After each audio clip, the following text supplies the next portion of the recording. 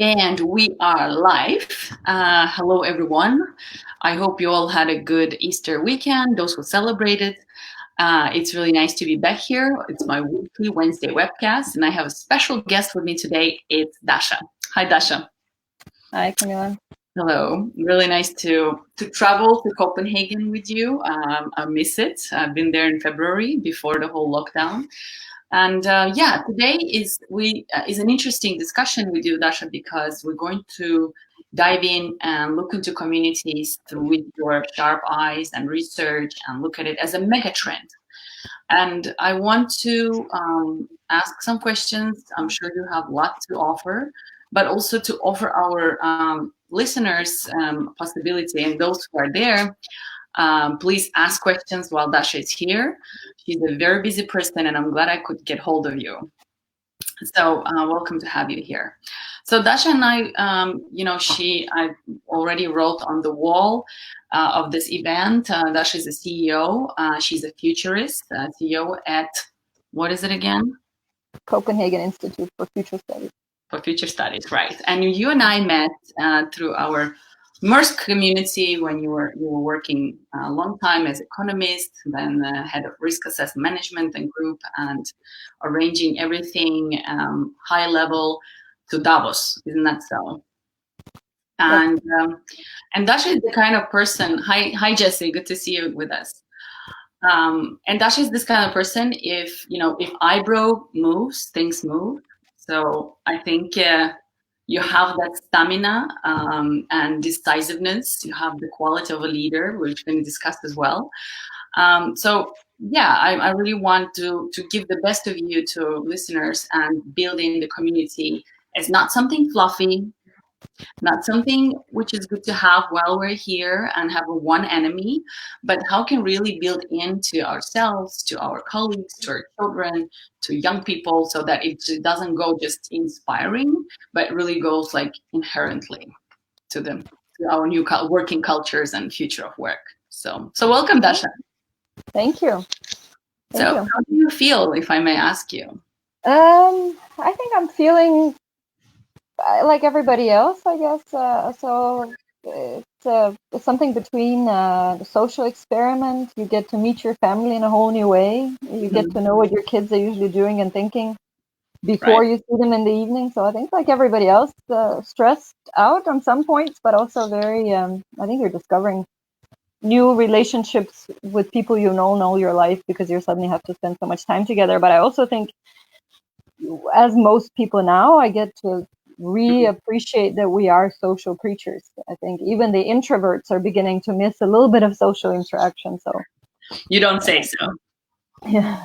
So I think pretty much like everyone else, I think it depends very much on the country you're in to some extent. But I guess this whole the digital element, and we wrote that in our little Corona kit. So we put together key questions that we feel the megatrends will be rising now. But one is, of course, technology is helping us through the crisis a little bit. So suddenly we can work from home, we can interact from home. We're having quarantinis. I mean, there's a whole new cocktail coming out because we have technology to facilitate something like a Friday drink with friends across the globe, right? So and DJs, online DJs. I've done that with Central Asian DJ every Saturday with Hamdam. It was really good. Yeah. So I think so testing my own limits, but also exploring new ways of meeting the needs that we usually have as social creatures. So I think it's kind of interesting, but of course, right. Yeah, new times. And as a futurist, it's a very fascinating job. Can you tell us how is it? How's your normal working day, and how who are your customers, and how do you predict their future and make them future proof? Well, for one, I think it's important that we actually don't predict. And I think that's the key element for us, is that we've been around for 50 years, so 5 decades of not predicting the future and still having a say.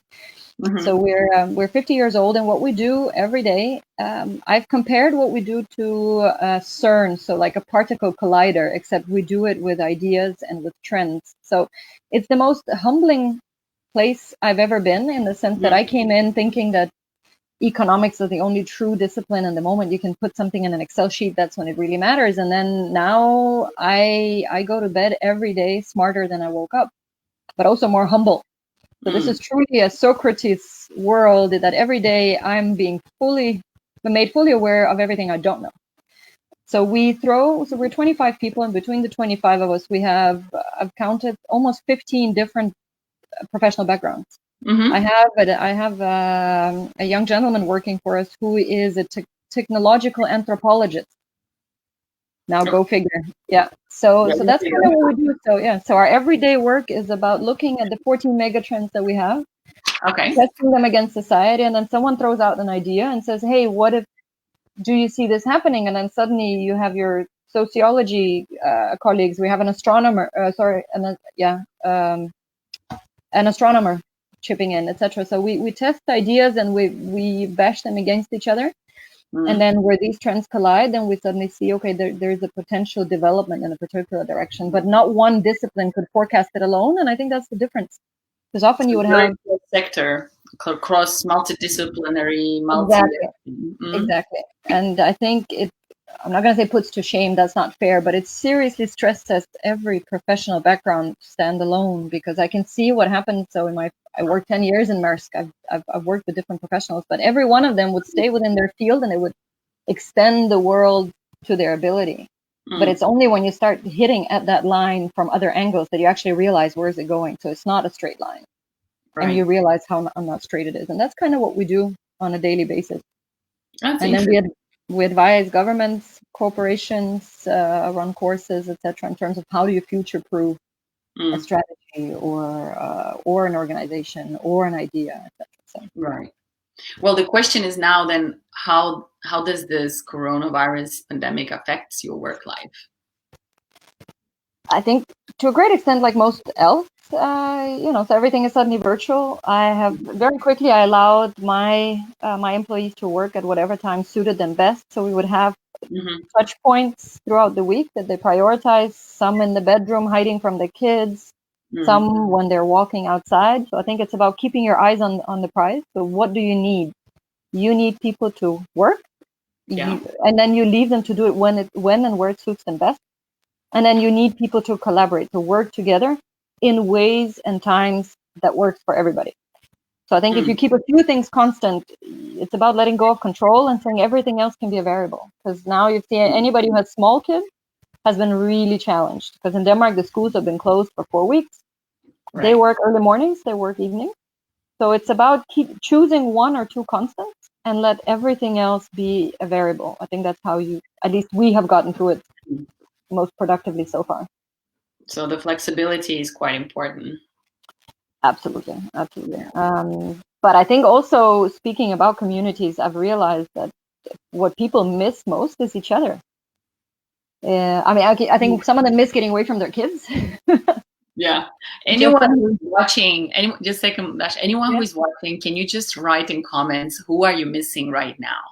I think it's nice just to recognize that and, really be in touch with yourself. And even if you're an introvert, you must miss someone too. I like that. I mean, I'm a uber extrovert, and I don't know, maybe I've lived here 6 years and long enough in Finland. Like I actually started liking my solitude, and maybe it's also that I get so much exposure on Zooms and Teams, and I mean, this is StreamYard, so I don't feel like I miss communication. I miss to give people hugs, and that's just, but that's interesting. I think, I think people are increasingly realizing what it means to be together in a room also. But I think, it's also testing to what extent we need to be in a room, that some things don't require physical presence. So we have one cocky, it's maybe more wishful thinking than it is a prediction, but we're looking forward to the first virtual COP meeting. So if anyone, in the name of climate, after the world has proven that we can work remote, maybe that's the one conference that should go full virtual from here on, in the name of climate. The climate conference. Yeah, exactly. So the conference of parties, yeah. So the climate conference going all virtual, and so kind of end the hypocrisy of the airplanes and the fancy venues, etc. Let's see. Right. Now we've proven that we can do a lot online. We don't have to be in the same room. So. But Interesting how it will all develop. But so if we jump straight into megatrends, Yeah. it is nice to have these, like, some every year. Also in Finland, the Finnish Innovation Fund Citra would print out those fancy trends and the cards, and then you will see this is how you need to kind of if we were kids, you and I, we would still read astrology, right? Those weekly reports that, okay, am I gonna fall in love? How is my financial situation is doing? What is happening? So then the the logically rational people, they look to futurists and these kind of innovation predictions. So how can you see, and could you just bring in your input?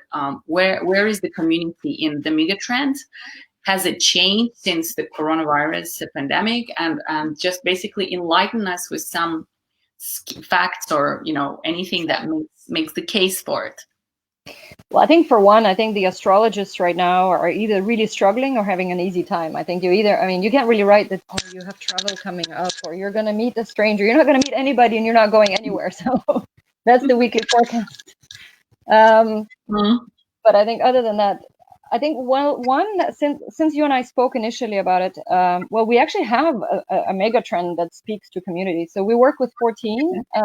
And again, if you Google the ones that we have, you're going to find most of them somewhere else, because that's what they are. They're mega trends, which means these are 10 to 15 year trends that are moving for a long time, but they're moving steadily. So there are very few surprises. But we have defined our 14 because that's the only way you can work with uncertainty. You break it down in little boxes. It's like the SDGs. God knows they're conflicting, they're difficult, they're uncertain. But the moment you have these neat little cubes in different colors, people can actually work with them. Okay. So it's about making something concrete. But one of our little boxes, one of the 14, is actually network society, and it's been a mega trend for us for a long time. And what we mean by network society is that we increasingly engage in networks. So it's less and less centralized. And technology, of course, is one big facilitator of that. So be it sharing platforms, be it communities and Facebook communities, etc. So the fact that we actually brought out and decentralized many services, many offerings, even trading, exchanging, etc. So the network element has been an increasing trend for a number of years now. And I think now it's seriously being put to the test. So I think for one, it's developing just in front of our eyes as a trend. So it's gone from being something you could mistake for a hobby, so something that is a complete necessity. So the elderly need us, the weak need us, and especially in countries that are struggling to have some sort of, if not any, but at least they have a delayed and inadequate centralized response from governments. Communities have taken a far bigger role in survival. So it's gone from being a hobby to being a complete necessity. But I think another thing is, it's also the other way around. So we've, for a long time, for many years, if you look at demographics, especially in Northern Europe and Asia, we've talked about the burden of the elderly, right? So it's a demographic term. They're a burden. Imagine being called a burden from the moment you turn a certain age. You are burdened for years, and that's been a rhetoric we've accepted. Now suddenly, with every parent of a young child going nuts with their kids at home, is suddenly beginning to appreciate that this burden has been a huge asset in picking up, taking care, going for walks, helping shopping. So we suddenly realize that what we've been calling a burden for a long time, we're not protecting them only because we love them. Of course we are. I mean, but it's also, we realize that it's a tremendous asset. So the network and community element of how the intergenerational support works, and the support system that in particular, I think in the northern states has become marginalized, because we have daycare and we put the elderly in homes, etc. I mean, it's not a bad thing. It's a natural part of how societies have developed. But suddenly, in the vacuum of the crisis, where we don't have access to their help, we don't have access to their support, we realize the value they had as an asset in our lives. And I think so. It's both ways. Communities have become a necessity and a survival necessity some places, and at the same time, we've learned to appreciate that a whole demographic that we now take care of because and watch out for, because they're the weaker and more vulnerable ones. They have proven to be a rock in our everyday lives, and they've stopped us from going mad many times. And do you see that only in regards to intergenerational ties and having this social welfare being taken off by either NGOs or other individuals and volunteer movements? how do you see the communities and network societies, trickling down to companies, how we treat each other, how we work, and like what do we demand from employers, and in that sense? Well, I think for one, I think it's important to start with oneself. So we've all been children at one point or another. And we all know that the social isolation, when sometimes kids would get mean and be like, okay, don't talk to her for the next hour. We know that that's torture. It's pretty much torture. So, but the basic, I think the basic fear that it appeals to is this feeling of being left outside the group. And I think it's somewhere in our Neanderthal brain saying, if you're outside the group, you're vulnerable and you may not survive. So I think it speaks to a very, very core element of how we're wired. So I think if you remember that as a kid, you also remember we haven't changed. That particular basic concern and the need for being part of something has not changed. So when we enter a workplace, the need is the same. We're a little bit more rough. We have a different community when we leave the work, etc. So we're a little bit more robust. It's not our entire world, but it's our world for 8 hours a day.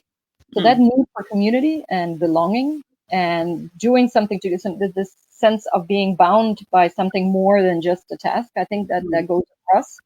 And I think any organization who neglects that or doesn't actually doesn't somehow facilitate the building and the strengthening of community forgets that it's not a childhood fear. It's human nature to want to belong, and you strive and you perform better when you feel like you belong because you're going the extra mile.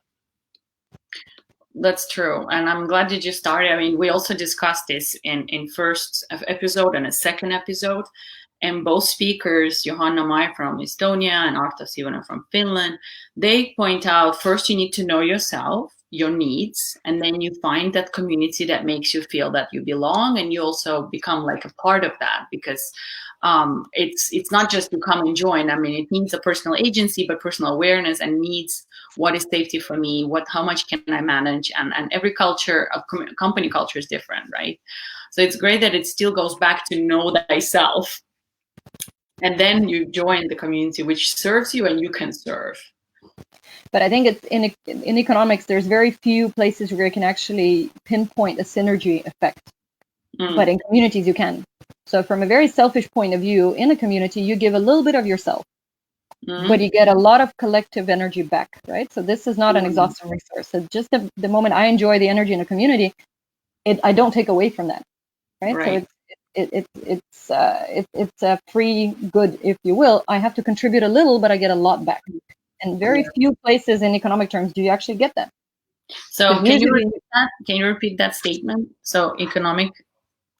So I guess communities offer one concrete example of synergy in terms of resources. So you put in a little bit, but you get a lot in return.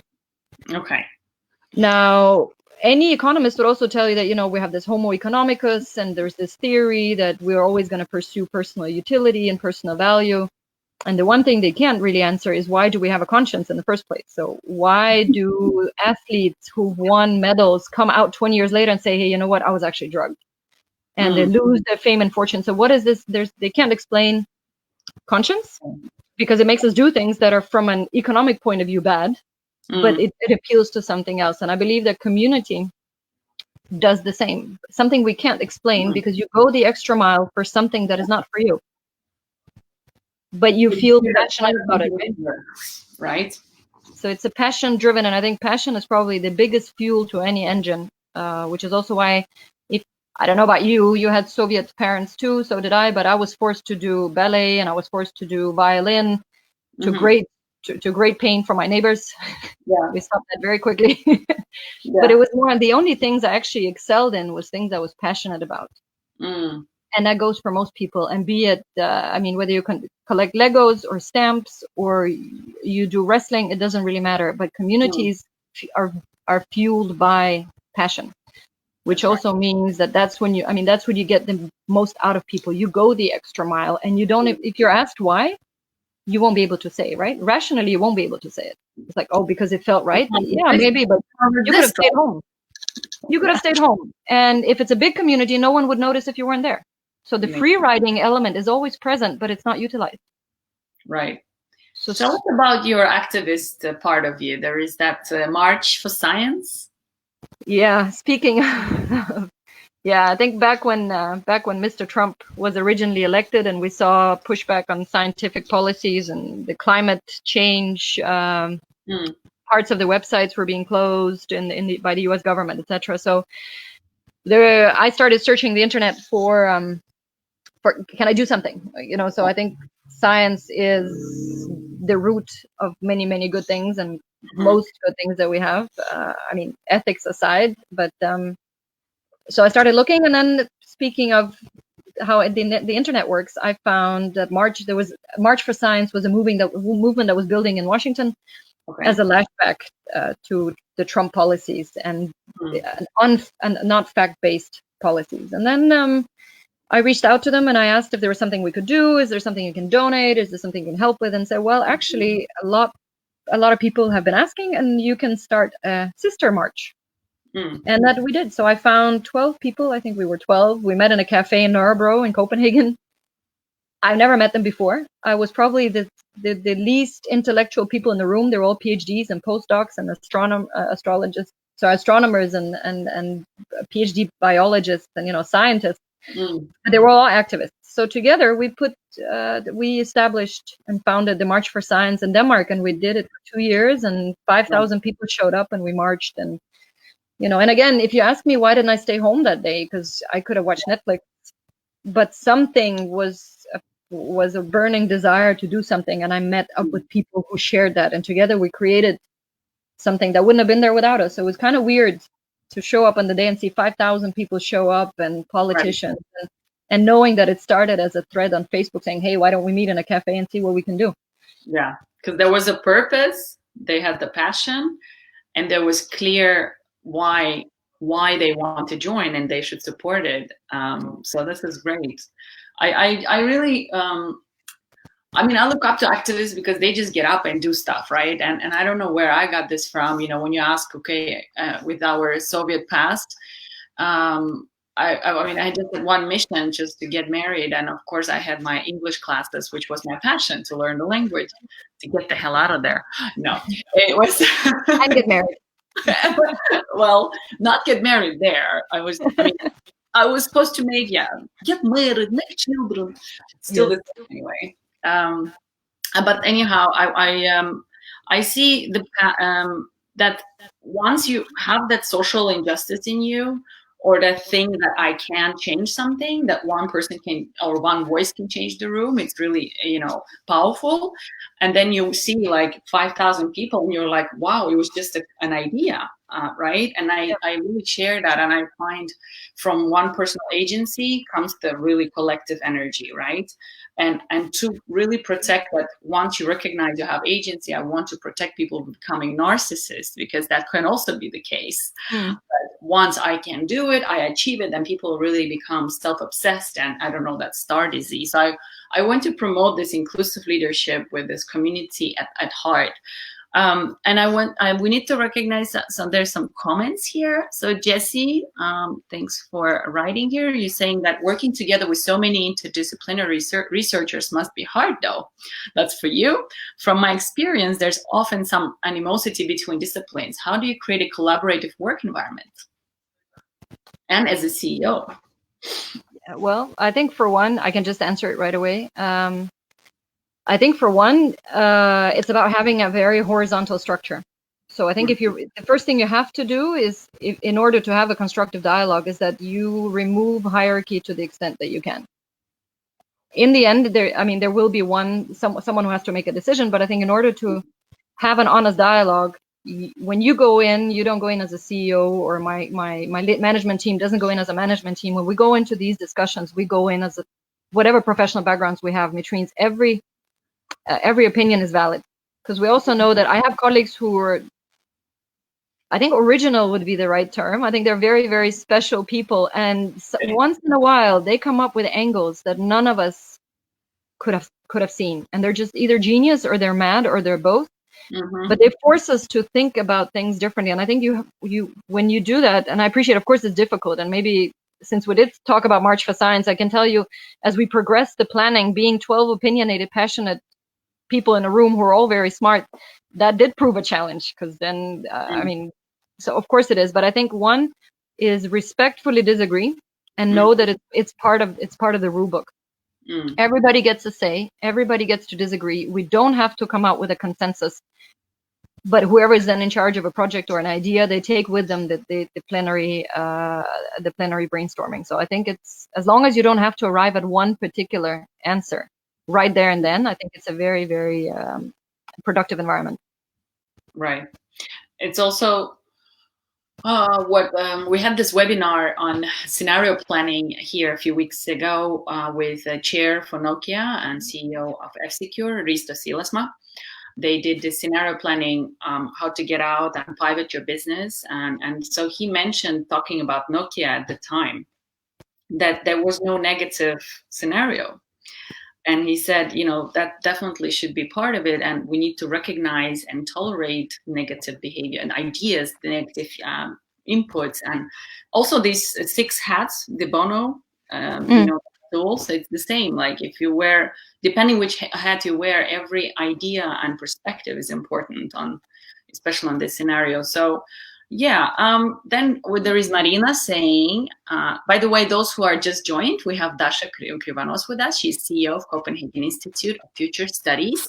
And we're trying to put community into a mega trend, and that it's not anything fluffy, but it's here to stay. And hopefully that we can foster that idea that we all can promote cultures of community around us in any walk of life.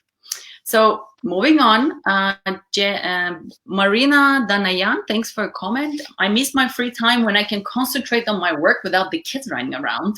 But on the other hand, I enjoy it, and I learn to better organize my time. Oh my God, don't ask me about time management. Thank you, Marina. Barbara Toivonen, thank you for watching. She says, I want to work from home. I have 2 kids. Fair enough. She's got it, right? She's got to check on the time management. And Jesse replied, that makes totally sense. So different from my experience at German universities where the structures are so hierarchical. Then again, you're leading an organization. So do you believe in this holacracy type of management?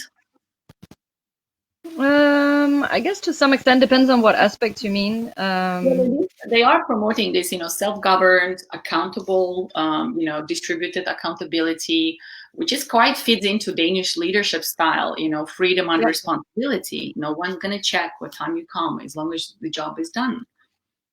I mean, I totally do. So we're moving offices hopefully within the next couple of months, and after the social experiment, we're moving into a shared workspace. I don't know if you've seen it, the Blocks Hub, gorgeous new building down by the Royal Library. So it's this modern. It's really, really nice. Anyway, but when we just had the initial dialogue with them, we opted to have. They said, I think we're okay with 25 people. We would like 20 desks. But after this, we're going to call them back and say, you know what, we're 25. We're going to need maximum 10, 15 desks. Because I think I've always encouraged my people to work from home. Okay. But it's a change of culture. That's so right. I've told them, I really don't care where you are. Unless you have a meeting face to face with someone here, I don't care where you are. I know what you're working on. I know that you're delivering, etc. But I can see it's also very deeply rooted with people. Culture is a very sticky thing. So my predecessor had a different approach. And even though I've been saying it for 2 years, people are still like, but I'm not sure if it's okay. I'm like, okay, so let me show you by example. I'm not coming in tomorrow. I'll be working from a street corner. Sometimes I write them. I say, you know what, I'm just around the corner. I'm in a cafe. If you need me, I'll be here all day, but I'm not coming into the office. So I think the best thing you can do is lead by example that it's okay. But I think it's extremely important not to confuse responsibility with blame. I think sometimes people feel that they're giving away responsibility, that they're empowering.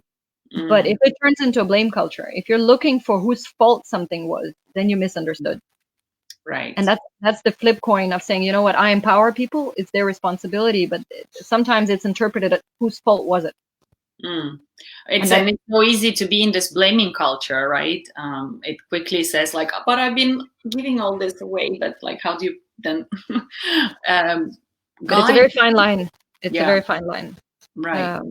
So the thesis, we're supposed to finish now, but I need to ask you this question because I took over a Twitter chat yesterday called EU Resilience.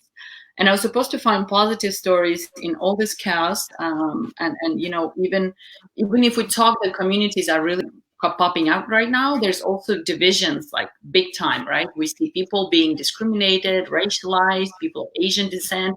In Helsinki, there's been a story that the Somali community here are the ones who are prone to this. So it is like really picking people out and singling them out based on race or looks, whatever. How can and I said actually on this EU resilience chat, I said that my reflection is if we build that community culture, anyway, we work so much, and it's nice to be at work, nice to be with colleagues. We can divide the work, autonomous, remote, togetherness. That it would actually lead to, customer satisfaction. It would lead to happier employees. It would lead to higher retention. So, like better, I call it better working, better earning, better living. Can you see, or like, can you give an example or lead to like some arguments that say, yes, community cultures could actually support that? You mentioned the economic aspect of it, but the synergy effect, right? Where do you see this going? I definitely see it. I think when it comes to megatrends, we have a tendency to overstate them in the short term and undervalue them in the long term. So I think, like with everything else, this is a shock to the system, what we're seeing now, which means that we are not going to be as caring and altruistic after the vaccine comes, right? So let's not kid ourselves and say we're different people forever. The world will never be the same. The world will likely be the same, but some things will be different. So the last pandemic gave us the WHO and it gave us health ministry. So there are changes that are happening for good, but many things will revert to normal. So we will be hugging again and all that. But I think the community thing, it's a level shift. So while before we knew that I can sell something on Facebook, there's a marketplace, I could find people to do the March for Science. Right. Now we've seen that it is you're putting community on crack. So I can see that, for instance, in Russia, people are posting. So they put a poster up in the elevator saying, "Oh, anyone in my apartment building who needs help shopping, please let me know. Call this number." Okay. Like that, you reach 30 people. The moment somebody took a picture of that and put it on Facebook, it's suddenly 300. Yeah. Then someone copied and said, "Hey, you can also call me. I live in a different part of town." So I think technology has proven to be the crack, if you will. So we put community on crack, and we've shown what you can do. Exactly. And you've seen younger citizens engaging, so kids walking dogs, etc. So it's a very democratizing stress test of what communities are, what they're not. I think you and I also spoke earlier that I think they're maturing into adulthood, if you will. They're no longer oh my God, I don't know what to do with my life. I just want to help somebody. I mean, suddenly this is going to be a mature and stress tested system. Yeah. That has actually served its worth. Right. You called bullshit on some of those who just wanted to be part of something but never really came through when you needed it. I mean, there's also a little bit of a bullshit test in what's happening now. Yeah. But I think people are realizing very little can do a lot, especially if you find those with whom you can share some sort of goal, and technology has made it more than possible to share it. Right. So I think it's come to stay, and I think actually this crisis is going to give it a level shift of what we can do when we're together and how much you can spread with new technology. And with the new technology, you can also get the new awareness, right? So that's what we're trying to build here, that community is here to stay, and we're going to be part of it. We can be part of it, but we also form it and shape it. So it's not like we're bystanders, trying to just pass our 8 hours or just get through and maintain our lifestyle. I just feel that we all can be little change makers and just say, hey, change your life for the better, change your community for the better. And that's by changing the rules. And how you're, for example, shaping the new culture in your company, saying that it's okay, you can work from home. So those are the things that I'm pointing at.